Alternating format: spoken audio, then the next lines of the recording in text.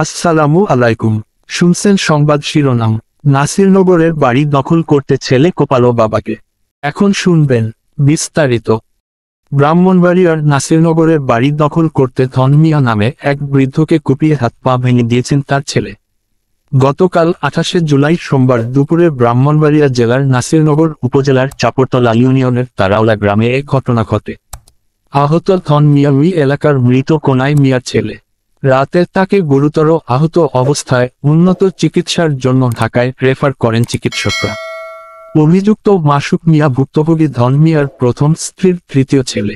কান্না জড়িত কণ্ঠে আহত ধন মিয়া অভিযোগ করে বলেন, আমার দুই স্ত্রীর দুই সংসার।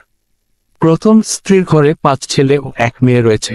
দ্বিতীয় স্ত্রীর ঘরে 2 ছেলে ও 3 মেয়ে আছে। আমি ঐতিহ্যগতভাবেই কৃষিজীবী। আমার 2 স্ত্রীর 7 ছেলেকে আলাদাভাবে 7টি বাড়ি দিয়েছি।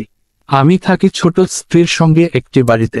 আমার প্রথম স্ত্রীর তৃতীয় ছেলে মাসুক মিয়া উচ্ছৃঙ্খল প্রকৃতির। তার নামে মামলাও আছে। তাকে দান করা বাড়িতে নিজে বাড়ি না করে আমার বসবাস করা বাড়ি অর্ধেক দখলে নিয়েছে। সে পুরো বাড়ি দখল করে নিতে চায়। এ নিয়ে সোমবার সকালে তার সাথে কথা কাটাকাটি হলে স্থানীয় মসজিদের সামনে আমাকে এলোপাতাড়ি কুপিয়ে রক্তাক্ত করেছে। আমার হাত ও পায়ে কুপিয়েছে।